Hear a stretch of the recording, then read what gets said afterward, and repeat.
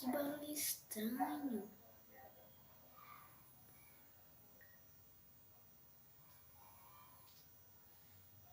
Vou ver o que é.